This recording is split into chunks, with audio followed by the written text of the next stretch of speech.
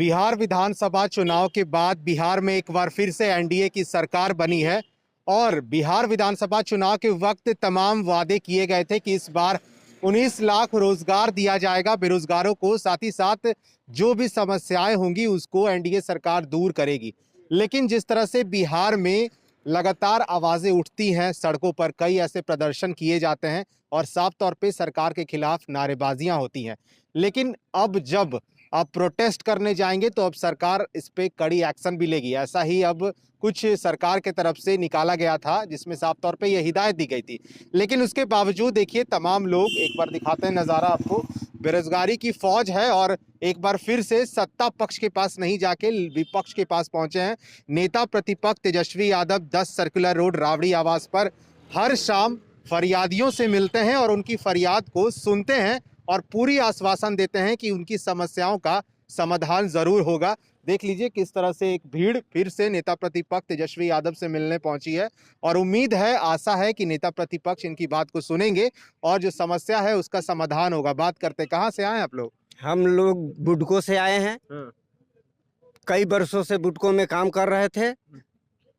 उसके बाद 307 पद पर एक्सटेंशन दिया था, जो कि इस बार 2021 में उसको घटाकर 234 कर दिया। हम लोगों को कहना है कि जब सब लोग स्वस्थ है, आपके पास जगह है, वैकेंसी है, क्यों हम लोगों को छांटा जा रहा है? ये छाट कर ये अपने अफसरशाहीगिरी दिखाने के चलते ये अपने आदमियों को भर रहा है, इसलिए ये हम लोगों को छांट रहा है। हम लोग जल निकासी करते हैं, पूरे पटना को जलमग्न होने से बचाते हैं और हम ही लोगों को दुर्दशा ये बना दिया।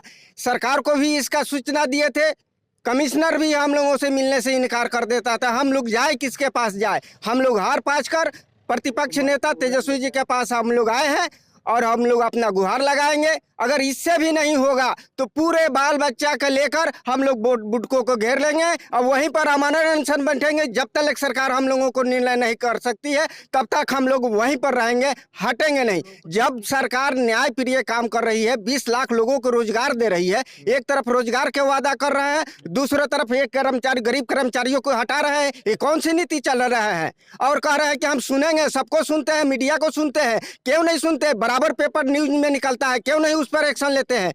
मैं माननीय मुख्यमंत्री जी से अनुरोध करना चाहता हूं कि इन गरीब कर्मचारियों को ध्यान से सुने और हम लोगों को तुरंत बुलाकर बात करें। अगर सच्चाई है तो हम लोगों को पुनः जितना कर्मचारी थे उनको आपस बुलाए और अस्थायी करें, यही हमारा मांग है।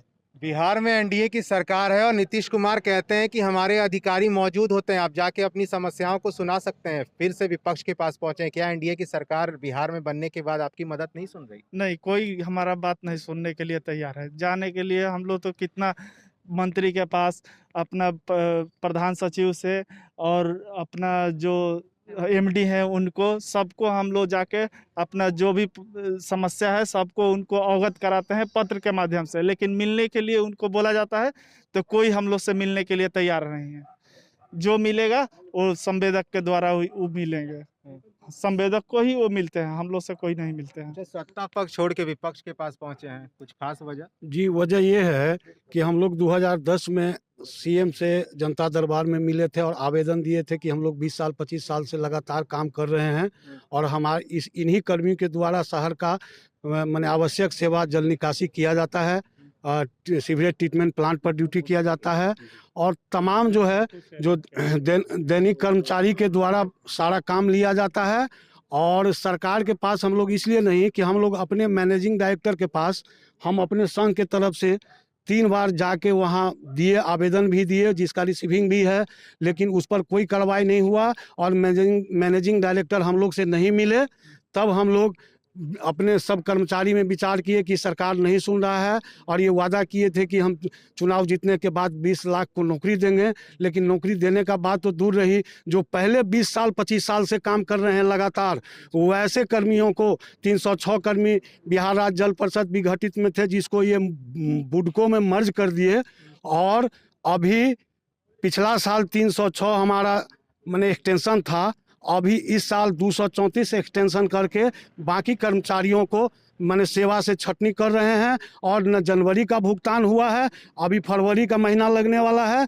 2 महीना से कर्मचारी जो है खाने के लिए ललाए पड़े हैं, लेकिन ये सूद नहीं ले रहा है सरकार, और न पदाधिकारी अपना मनमानी कर रहे हैं कर्मचारी पर, जो है जो कि ये लोग का कोई ध्यान नहीं है। ठीक है, कितना उम्मीद है नीतीश, कितना उम्मीद है नेता प्रतिपक्ष तेजस्वी यादव से? आपकी समस्याओं को सुनेंगे, कितना उम्मीद है? हम लोग सर बहुत उम्मीद है, पूरा उम्मीद है कि हम लोग का बात सुनेंगे सर। और देखिए, कई ऐसे विभाग हैं जहां अधिकारी मौजूद होते हैं जिनसे आप जाके मुलाकात कर सकते हैं। ऐसे कोई अधिकारियों से मुलाकात नहीं हुई आपकी?